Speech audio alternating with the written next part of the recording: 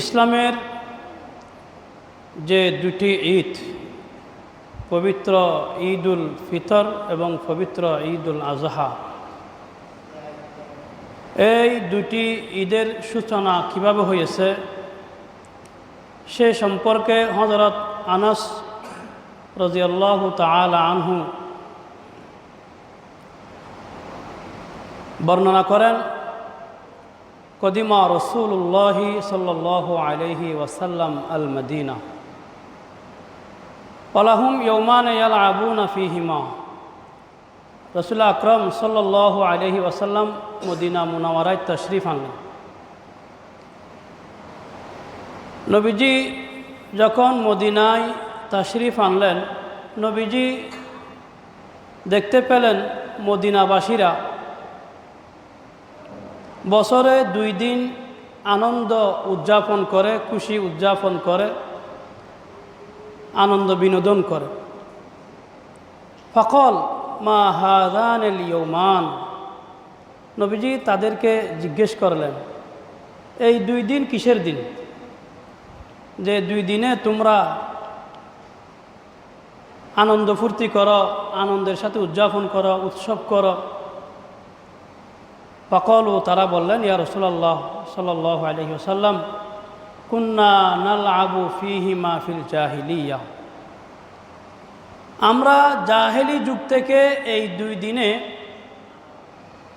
আনন্দ উৎসব করে আসতেছি, ঈদ হিসেবে আমরা পালন করে আসতেছি।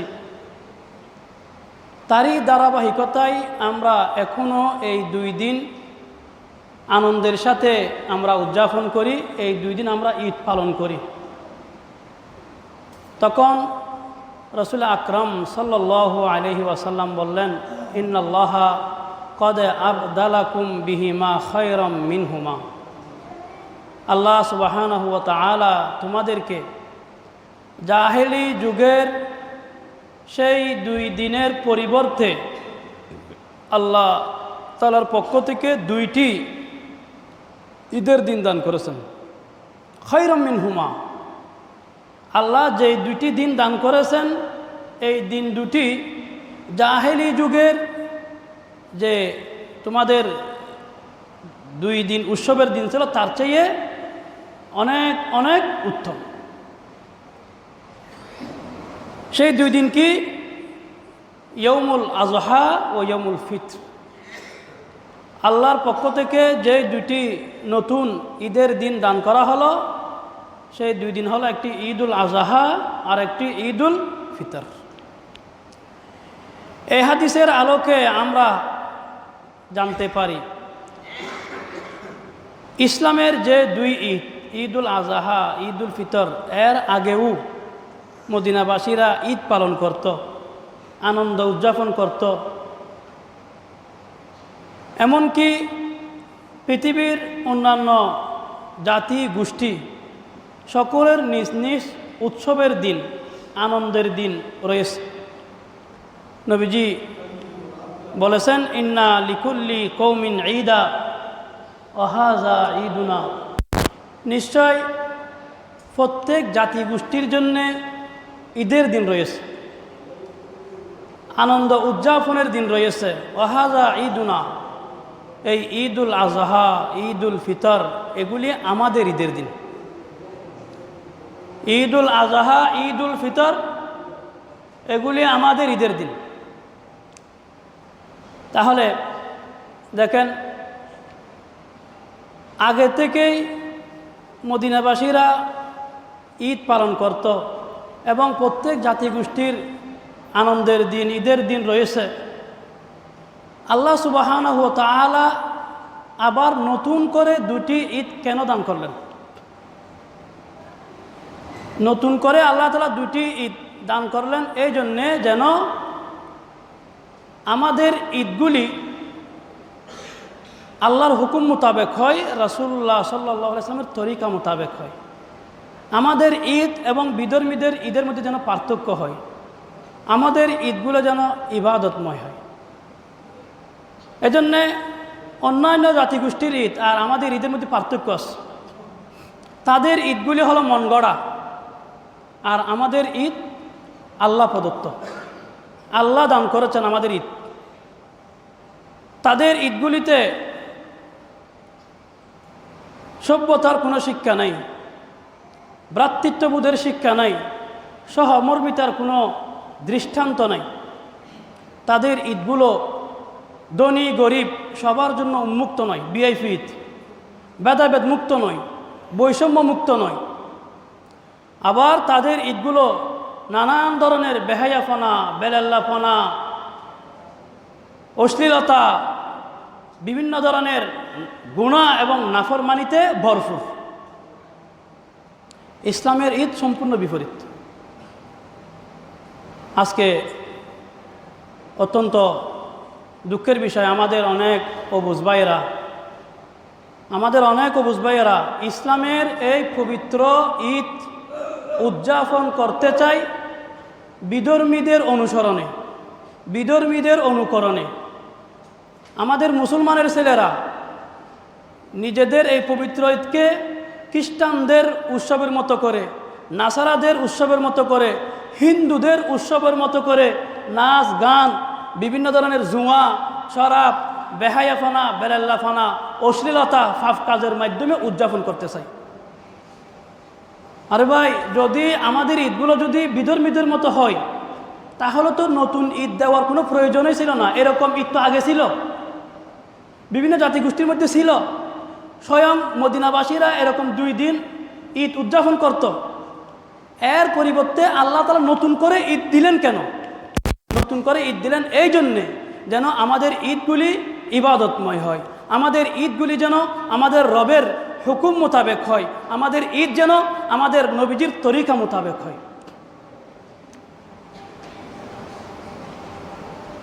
এ কথাগুলি বললে আবার আমাদের ভাইয়েরা মনে করে ইসলামের মধ্যে খেলাধুলা, আনন্দ বিনোদন, হাসি মজাক কিছু নাই। হুজুররা একদম কিছু দেখতে পারে না, সব শুধু আমাদেরকে কি করে? নিষেধ করে। একদম রসকসহীন একটা ধর্ম এরকম মনে করে। আসলে ওই রকম না। ইসলাম আনন্দ,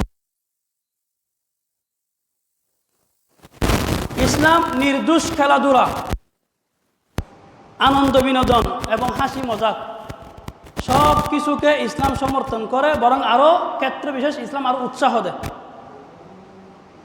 ইসলাম শরীর চর্চামূলক খেলাধুলাকে উৎসাহিত করে। তবে ইসলাম বলে এগুলি ইসলামের গণ্ডির ভিতরে থেকে করতে হবে।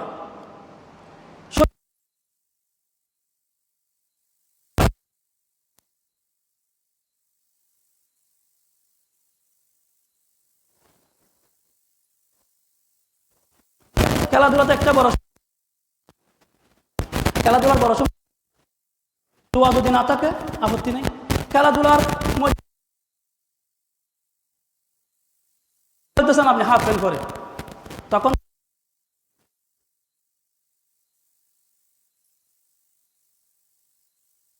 করো না, এবং কোনো জীবিত মৃত মানুষের রানের দিকে তুমি দৃষ্টিপাত করো না। নবীজি এক সাহাবীকে বলতেছেন, তুমি তোমার রান ঢাকো।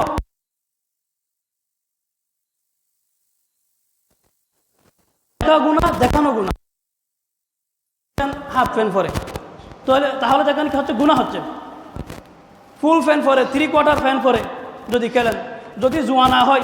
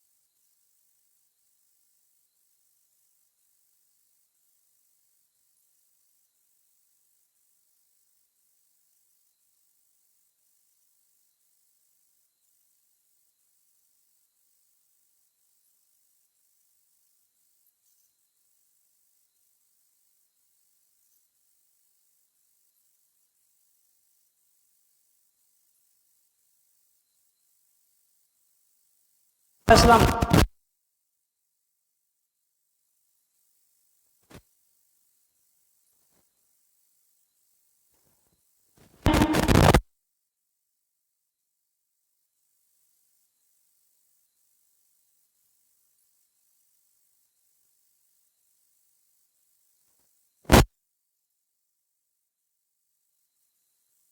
ছোট ছিলেন, অল্প বয়সী। তো আমাজন বললেন দেখব। তখন তিনি এসে নবীজির কাঁধের উপর টুপনি রেখে হাফসিদের খেলা দেখতেছে অনেকক্ষণ। জি, এই হাফসি ছেলেদেরকে উৎসাহ দিচ্ছে, হে বনু আরফিদা, তোমরা চালিয়ে যাও, তোমরা কি করো, আরো ভালো করে খেলো, তোমরা চালিয়ে যাও। রেফারি যেরকম কি করে বলে, হ্যাঁ এই চক্কা হয়ে গেছে, এটা এরকম বলে না, এরকম নবীজি ওদেরকে উৎসাহ দিচ্ছেন। তাহলে ইসলাম এগুলো নিষেধ করতেছে না, যদি ইসলামের সাথে সাংঘর্ষিক না হয়। রাসূল করিম সাল্লাল্লাহু আলাইহি ওয়াসাল্লাম বনু আসলামের পাশ দিয়ে যাচ্ছেন। বনু আসলামের ছেলেরা দুই দলে ভাগ হয়ে তীর প্রতিযোগিতা করতেছে। রাসূল করিম সাল্লাল্লাহু আলাইহি ওয়াসাল্লাম তাদেরকে দেখে বললেন, হে ইসমাঈল আলাইহিস সালামের বংশধর, তোমরা তীর নিক্ষেপ চালিয়ে যাও। তোমাদের পূর্বপুরুষ হযরত ইসমাঈল আলাইহিস সালাম দক্ষ তীরন্দাজ ছিলেন। কথা বলে নবীজি আবার বললেন যে তোমরা ভালোভাবে চালিয়ে যাও, আমি তোমাদের এই দলের সাথে আছি।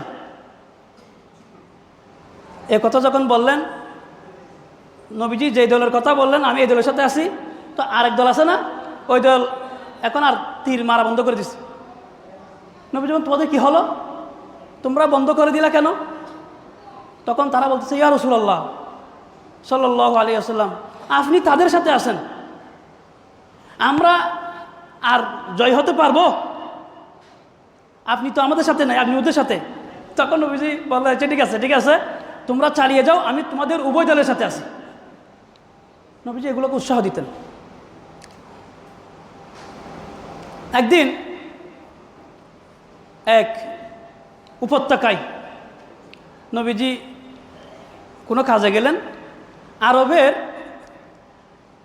একজন প্রসিদ্ধ পলোয়ান ছিল, তার নাম ছিল রুকানা। জব্বর বলি, দিদার বলি আছে না, এদের মতো এরকম খুব শক্তিশালী প্রসিদ্ধ একজন বলি, কুস্তিগির, পলোয়ান, তার নাম রুকানা। তাকে কেউ কোনোদিন কি করতে পারে নাই, পরাজিত করতে পারে নাই, তার ফিট মাটির সাথে কেউ লাগাতে পারে নাই।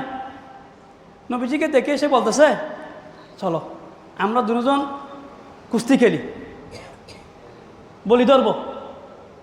তো নবীজি বলতেছে, আমি তোমার সাথে কুস্তি লড়বো, তো আমি যদি জয় হই তুমি আমাকে কি দিবে? সে বলতেছে, আমার ছাগলের ফাল থেকে একটা ছাগল দিয়ে দেব। নবীজি বলতেছেন, তাহলে চলো। নবীজি যখন তার সাথে কুস্তি ধরলেন, ধরার সাথে হাতে ফেলে দিলেন। সুবহানাল্লাহ, সে তো অবাক, সে নিজেকে বিশ্বাস করতে পারতেছে না, এটা কি হলো। বলতেছে, চলো আরেকবার খেলি। নবীজি বলতেছেন, তো আবার যদি খেলি, আবার যদি আমি জয়ী হই আমাকে কি দিবা? বলে, আরেকটা ছাগল দেবো। নবীজি বলেন, চলো। আবার তাকে ধরে আবার ফেলে দিলেন। সে বলছে, কি কর, এটা কি খণ্ড, কেউ তো আমাকে কোনোদিন ফেলতে পারে নাই। বলছে, আচ্ছা আরেকবার খেলি। বলে, ঠিক আছে আরেকবার খেলবো, আবার যদি আমি জয় হই আমাকে কি দিবা? বলে,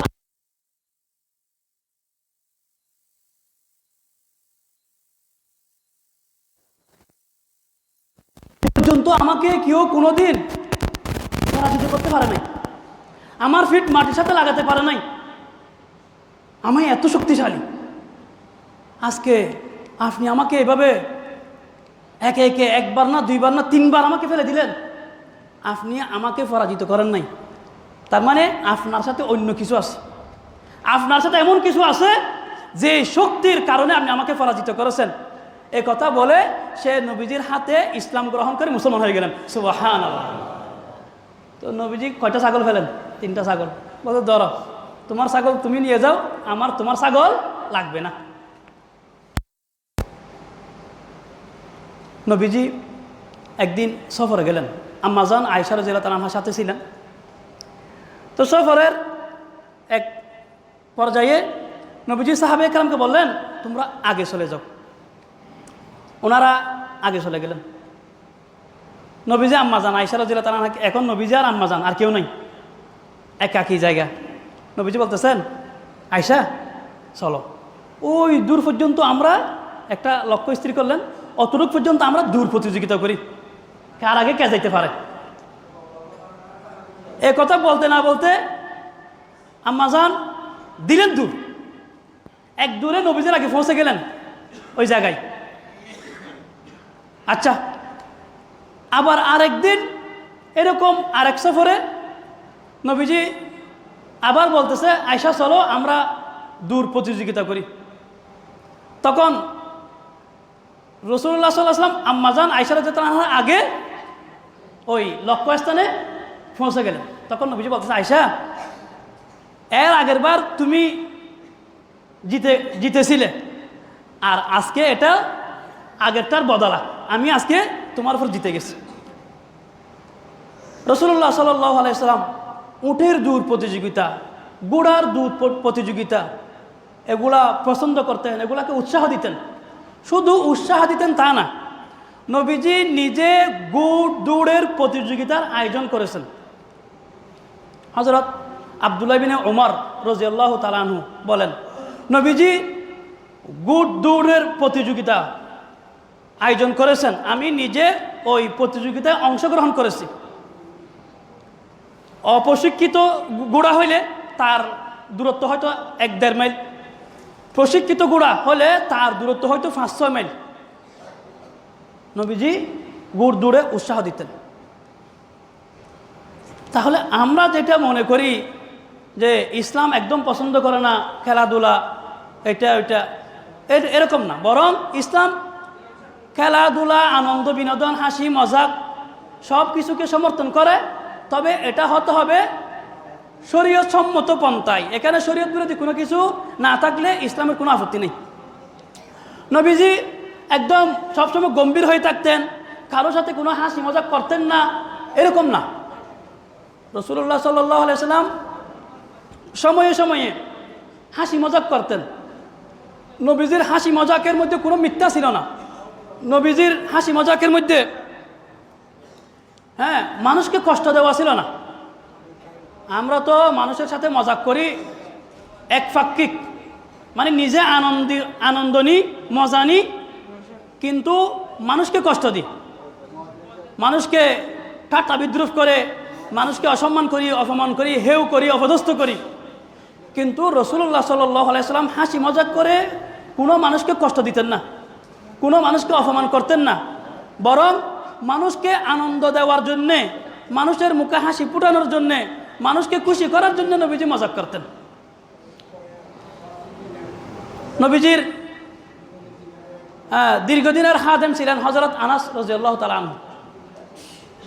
হযরত আনাস রাদিয়াল্লাহু তাআলা আনহুকে নবীজি মাঝে মাঝে মজাক করে বলতেন, ইয়া যাল উজুনাইন, এ 2 কানওয়ালা।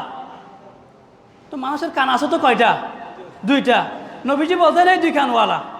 এটা বলতেন মজাক করে, এটা মজাক করে নবীজি বলতেন মাঝে মধ্যে। নবীজি হযরত আবু হুরায়রা রাদিয়াল্লাহু তাআলা আনহুকে বলতেন আবু হুরায়রা। ওনার আসল নাম তো আবু হুরায়রা না, ওনার আসল নাম হলো আব্দুল্লাহ বা আব্দুর রহমান। আবু হুরায়রার মানে হলো বিড়ালের বাবা।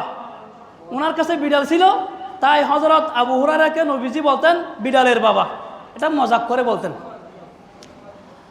হযরত আনাস রাদিয়াল্লাহু তাআলা আনহু এর একটা ভাই ছিল, ছোট ভাই, ওর নাম হলো উমাইর। উমাইরের একটা ফাঁকি ছিল, ফাঁকিটা একদিন হঠাৎ মারা গেছে। মারা যাওয়ার কারণে উমাইরের মন খারাপ, উমাইর মন খারাপ হয়ে বসে আছে। নবীজি উমাইরদের বাসায় আসলেন, এসে দেখতেছে উমাইর মন খারাপ করে বসে আছে। তো নবীজি বলতেছে, আজকে উমাইরের কি হলো, উমাইর মন খারাপ কেন? আনাস বলতেছে, ইয়া রাসূলুল্লাহ, তার একটা ফাঁকি ছিল, ফাঁকিটা মারা গেছে। ফাঁকির সুখে সে এখন কি হয়ে গেছে, কাতর হয়ে গেছে, মন খারাপ হয়ে বসে আছে। তখন নবীজি তাকে হাসানোর জন্য বলতেছে, ছন্দ মিলিয়ে, ইয়া আবা উমাইর মা ফাআলান নুগাইর, ইয়া আবা উমাইর মা ফাআলান নুগাইর। এভাবে 2-3 বার যখন বলল তখন উমাইর হেসে দিল যে উমাইর তোমার কি হল, এ আবু উমাইর তোমার নুগাইর ফাকির কি হলো, তোমার লালটুটওয়ালা ফাকির কি হলো। নবীজি যখন একথা ছন্দ মিলিয়ে মিলিয়ে 2-3 বার বললেন তখন সে হেসে দিল। নবীজি মজাক করতেন মানুষকে আনন্দ দেওয়ার জন্য। এক বৃদ্ধা মহিলা আসলেন, আনসারি বৃদ্ধা মহিলা, এসে বলতেছেন ইয়া রাসূলুল্লাহ আপনি আমার জন্য আল্লাহর কাছে দোয়া করুন, আল্লাহ যেন আমাকে জান্নাত দান করেন, আল্লাহ যেন আমাকে জান্নাত দান করেন। তো নবীজি তাকে বলতেছে কোনো বৃদ্ধা তো জান্নাতে যাবে না, কোনো বৃদ্ধা তো জান্নাতে যাবে না। সহজ সরল মহিলা এ কথা শুনে কান্না শুরু করে দিছে। মানে সে তো বিদ্যা, এখন বিদ্যা যদি জানাতে সে জানা যেতে পারবে না, কান্না শুরু করে বলতেছেন তাকে জানিয়ে দাও যে সে যখন জান্নাতে যাবে তখন সে বৃদ্ধ হয়ে যাবে না, তাকে আল্লাহ জোয়ান বানিয়ে দিবে। সুবহানাল্লাহ। নবীজি এর জন্য বললেন কোনো বিদ্যা যাবে না, মানে বিদ্যা যাবে না, মানে বিদ্যা হয়ে আপনি মারা গেলেও বিদ্যা হয়ে জান্নাতে যাবেন না, আল্লাহ আপনাকে জান্নাতে ঢুকানোর আগে আপনাকে জোয়ান বানিয়ে দিবেন। সুবহানাল্লাহ। নবীজি মজাক করতেন মানুষকে আনন্দ দেওয়ার জন্য, মানুষকে খুশি করার জন্য। এই মজাকের মধ্যে কোনো ধরনের মিথ্যার আশ্রয় ছিল না, কোনো ধরনের মানুষকে কষ্ট দেওয়া, মানুষকে অপমান করা, অপদস্থ করা এরকম ছিল। এই জন্য আমরা মানুষের সাথে হালকা হাসি মজাক করবো, এর দ্বারা মানুষের মন খুশি হয়, মন হালকা হয়। কিন্তু এই মজাক আমাদের সমাজে যেটা আছে যে মানুষকে কষ্ট দেওয়া, মজাক করে করে একতরফিয়াভাবে নিজেকে নেওয়া, আনন্দ নিবে কিন্তু আরেকজনকে কষ্ট দেওয়া, এটা বিলকুল হারাম, কবিরা গুনাহ। এটা করবেন না, বরং মজাক করবেন মানুষকে আনন্দ দেওয়ার জন্য, মানুষকে খুশি করার জন্য, কষ্ট দেওয়ার জন্য না। আজকে আমাদের ঈদের দিন অনেক আমাদের মুসলমান ছেলেরা আছে, অবুজ ছেলেরা এই ঈদের দিনে কি করে, এই গান বাজনা করে ঈদের পবিত্রতা নষ্ট করে। আমাদের আঞ্চলিক ভাষা একটা কথা আছে না, গররন্ধ্র বেড়া হারিলি বেড়া টান্ন ধরে। আরে ভাই আমাদের ঈদ পবিত্র ঈদ, কেউ যদি এই ঈদের দিনে এ ধরনের গুনাহের কাজ করে, গান বাজনা করে, জুয়ার আসর বসায়, মদের আসর বসায়, এই বিভিন্ন ধরনের গুনাহের আয়োজন করে, তখন আমরা বলবো যে এই ভাই আজকে আমাদের ঈদের দিন, আমাদের একটা পবিত্র দিন, আজকের দিনে এই কাজগুলো করা যাবে না। আমরা যেখানে আমাদের ঈদের ব্যাপারে মানুষকে বলবো, এখন আমরা নিজেরাই যদি গুনাহের আয়োজন করি তাহলে কি হলো, যেই রক্ষক সেই বক্ষক। আপনি নিজে ঈদের পবিত্রতা রক্ষা করবেন, এখন আপনি নিজেই ঈদের পবিত্রতা নষ্ট করতেছেন। আপনার তো এটা বোঝা উচিত ছিল যে আমি অন্য দিন যা করি আজকে তো ঈদের দিন, এই ঈদের পবিত্র দিনে এই কাজগুলি করা যাবে না। আল্লাহর ওয়াস্তে ভাইরা, এই ঈদের দিনে এই সমস্ত গুনাহের কাজ থেকে বিরত থাকুন। গান বাজনা এগুলি ইসলামে হারাম। কখন?